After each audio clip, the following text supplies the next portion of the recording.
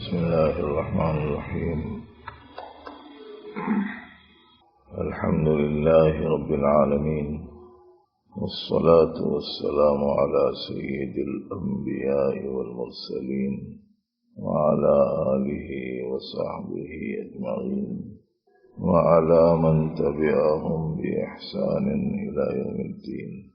قال النبي صلى الله عليه وسلم: من لم يهتم بأمر المسلمين فليس منهم، أو كما قال عليه السلام.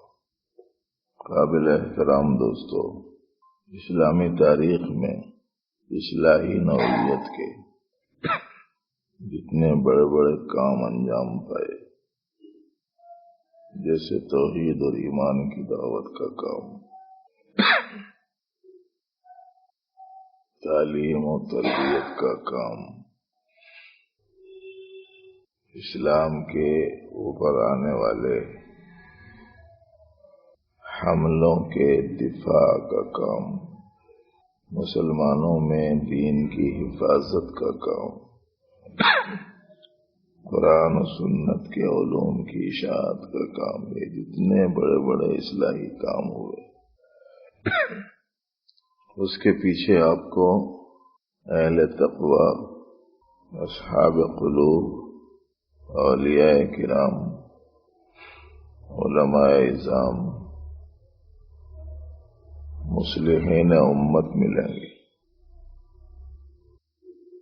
حضرت سیدنا عبد القادر جیلانی رحمۃ اللہ علیہ کے کارنامے، سیدنا خواجہ معین الدین چشتی رحمۃ اللہ علیہ کے کارنامے، حضرت شیخ احمد سرہندی رحمۃ اللہ علیہ کے کارنامے، حضرت سید احمد شہید رحمۃ اللہ علیہ کے کارنامے، حضرت شاہ امداد اللہ صاحب رحمۃ اللہ علیہ کے کارنامے، سلاسل اربعہ کے بڑے بڑے اکابر کے جتنے کارنامے ہیں ان کو سامنے رکھیے۔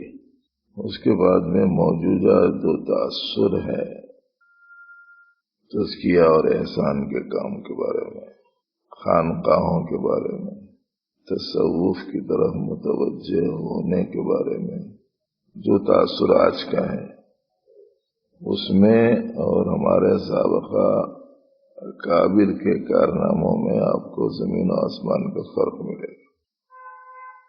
موجودہ دور میں لوگوں نے یہ سمجھا کہ تصوف احسان، تزکیہ و تربیت، خانقاہ کی سرگرمیاں، یہ آدمی کو ماحول سے، معاشرے سے، عوام سے، لوگوں سے الگ تھلگ کر کے رکھ دینے کا نام ہے، اور یہ گوشہ نشینی کا نام ہے، آدمی کی صلاحیتوں کو سکیڑ دینے کا کام ہے۔ یہ تاثر آج کا ہے، اور اسی وجہ سے کہ نیا ساتھی آ گیا ہے تو موبائل فون بند کر لے۔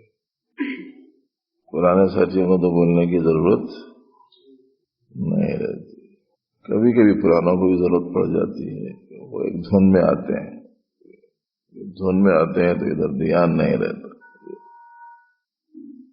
میں نے اپنا موبائل فون سائلنٹ کر رکھا ہے یا نہیں؟ اکبر کے دین الہ کا مقابلہ کس نے کیا؟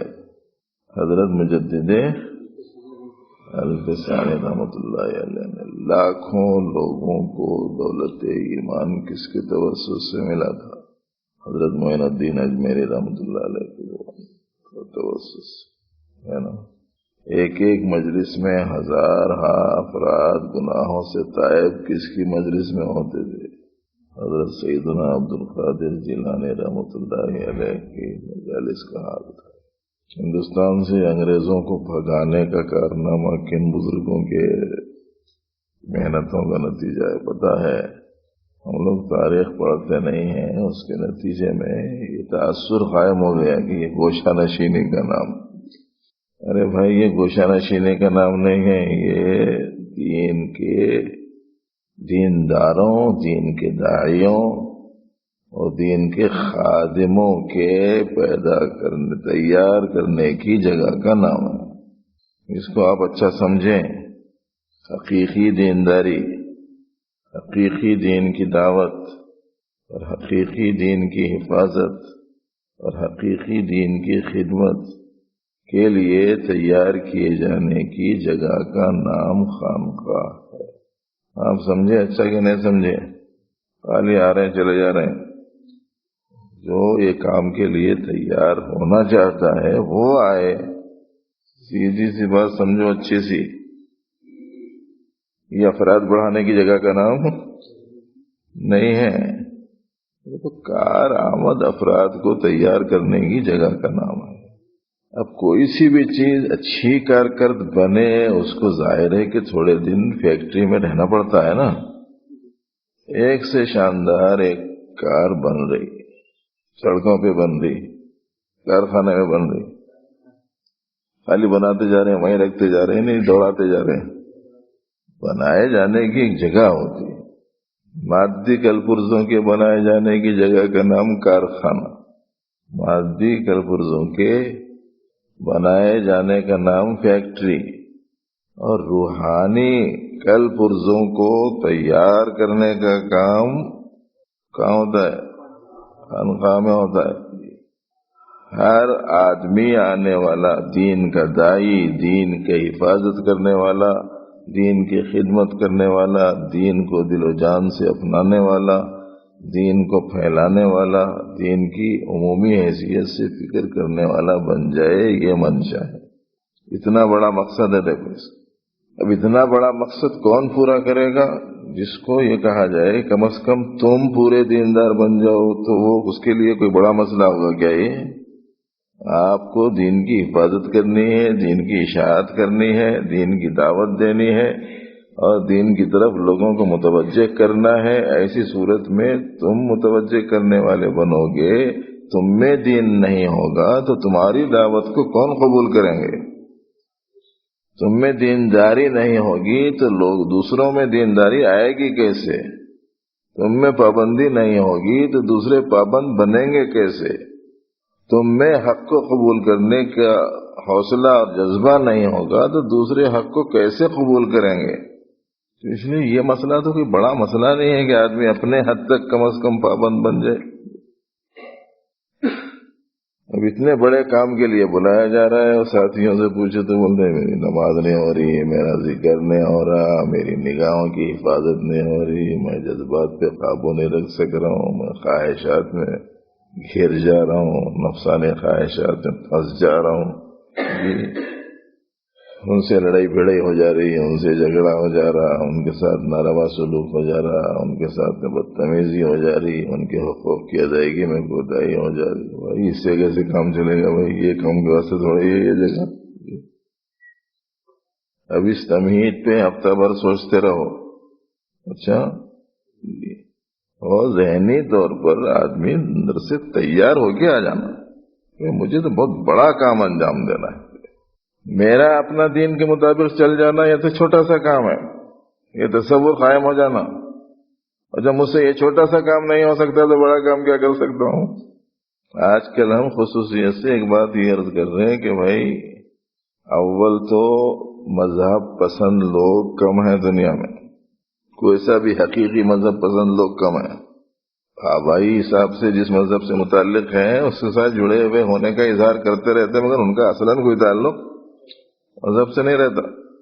اور جو مذہب پسند ہے اس میں اسلام پسند بہت ہی کم ہے، کہ جو اسلام پسند ہے اس میں پڑھنے لکھنے والے کم ہیں، اور جو پڑھنے لکھنے والے ہیں ان لوگوں کو مذہب کی کتابیں پڑھنے کی فرصت کم ہے، اور جو مذہبی کتاب پڑھنا چاہتے ہیں ان کے پاس مذہب کی کتابیں نہیں ہیں۔ تو کتنے کم ہوتے جا رہے ہیں؟ کئی کم ہو گئے نا۔ کئی کموں کو کم کرو یعنی ملا لو تو سمجھ میں آئے گا کہ کتنے کم لوگ ہیں جو اس سے استفادہ کر سکتے ہیں۔ اچھا، اس کے بالمقابل مسلمانوں کو دیکھنے والے لوگ کتنے ہیں؟ بہت ہے نا، دیکھنے والے لوگ بہت ہیں۔ اور دیکھنے والے کے لیے اس کا پڑھا لکھا ہونا ضروری نہیں ہے، دیکھنے والے کے لیے وہاں لکھا ہونا ضروری، انہیں دیکھ کے ہی متاثر ہو جاتا۔ ابھی ہمارے ایک دوست سنا رہے تھے ایک آدھ ہفتہ پہلے، کسی صاحب کو دیکھ کے ٹرین میں کوئی غیر مسلم بولا کرتے، میں ان کی طرف پاؤں کر کے نہیں سوتا بول، نہ وہ اس کو جانتے ہیں نہ اس کو پہچانتے ہیں، مگر وہ دیکھے کہ صاحب کوئی دین اسلام کا خدمت گزار معلوم ہو رہا بول کے اس کے دل میں خالی دیکھ کے اس قدر احترام ہے۔ تو دیکھنے والوں کی تعداد بے حساب ہے، اور دیکھ کر جو تاثر قائم ہوتا ہے پڑھ کر قائم نہیں ہوتا ہے۔ اور اگر ہم نے پڑھ لیا اور پڑھنے کے بعد اس کے اظہار کی صلاحیت بھی اپنے اندرون میں آ گئی اور ہم نے اس کے سامنے دین کو پیش بھی کر دیا، تو وہ پلٹ کے وہی دین ہم میں دیکھے گا کہ نہیں دیکھے گا؟ دیکھے گا۔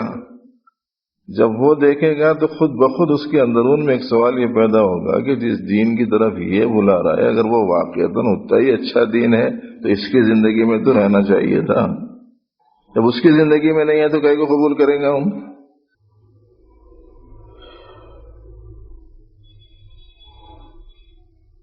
اس لیے مصلحین امت نے، اہل اللہ نے، اولیاء کرام نے افراد سازی کا کام کیا ہے، رجال کار تیار کیے ہیں، کام کرنے والے لوگ۔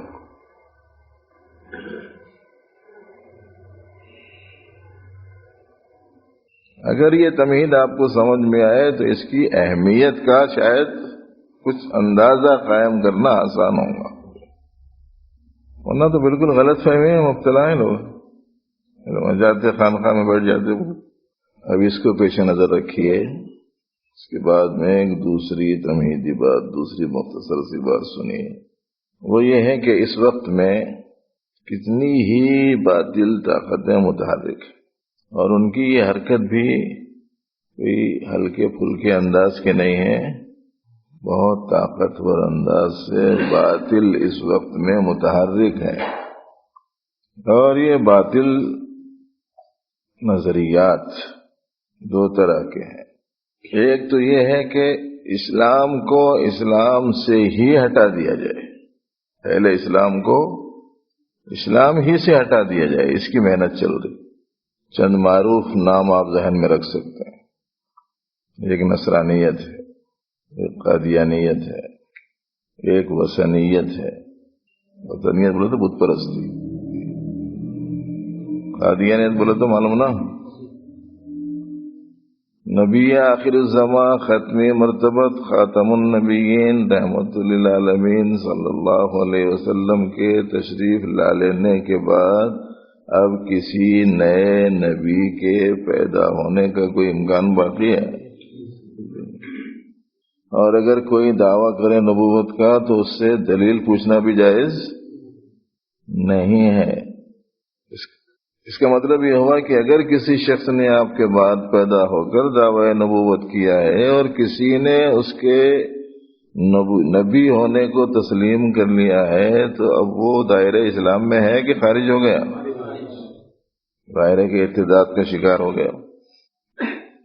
اسلام توحید کی تعلیم دیتا ہے اور نصرانیت تثلیث کی، تین خداؤں کے ماننے کا ایک تصور ہے، حضرت عیسیٰ کے اللہ کے بیٹے ہونے کا تصور ہے، اور اللہ کا بیٹا ہونے کو ماننا تو مخلوق کے خصوصیات والا اللہ کو ماننے کے قائم مقام ہو گیا، اور اللہ کو بھی مخلوق کی طرح قرار دینا کفر ہے کہ نہیں ہے؟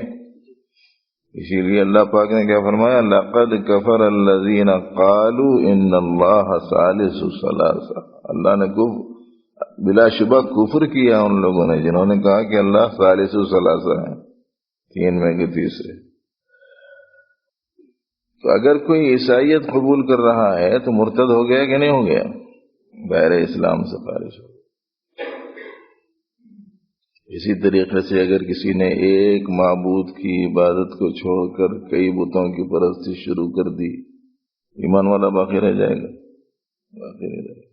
ایسے ہی ایک محنت اور بھی چل رہی ہے، وہ ہے مذہب بیزاری کی محنت، ماننا ہی نہیں، نہ اللہ کو، نہ رسول کو، نہ کتاب کو، نہ مذہب کو، نہ دین کو، وہ بھی الحاد ہے۔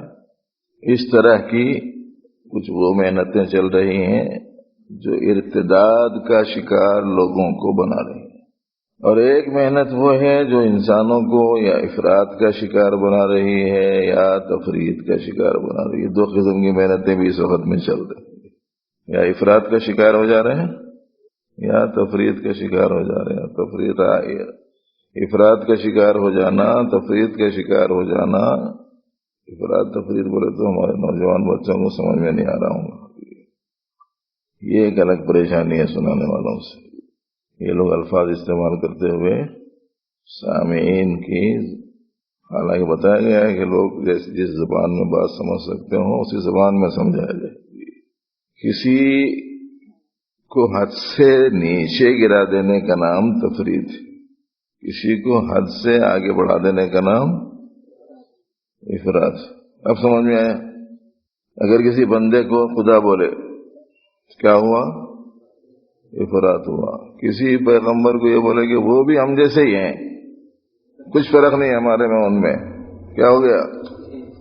تفرید ہوگی۔ راہ اعتدال سے ہٹا دے رہے ہیں، اور راہ اعتدال سے ہٹ جانا بھی کوئی معمولی نقصان نہیں ہے، بہت بڑا نقصان ہے۔ یہ امت وسط ہے، یہ امت معتدلہ ہے۔ خیر الامور اوساطها، نبی رحمت صلی اللہ علیہ وسلم نے ارشاد فرمایا ہے کہ تمام چیزوں میں سب سے بہترین جو راستہ ہے وہ درمیانہ راستہ ہے۔ خالی اسی میں نہیں، بہت سارے احکام میں بھی اس کو ملحوظ رکھنے کی اسلام نے تاکید کر رکھی۔ کوئی خرچ کر رہا ہے تو ایسا خرچ کرے کہ نہ اپنے لیے اپنی کسی ضرورت کا ہی تکمیل کا اہتمام کر رہا، نہ اپنے بیوی بچوں کا۔ خرچ کر دیا تو ایسا خرچ کر دیا، یہ بھی صحیح نہیں۔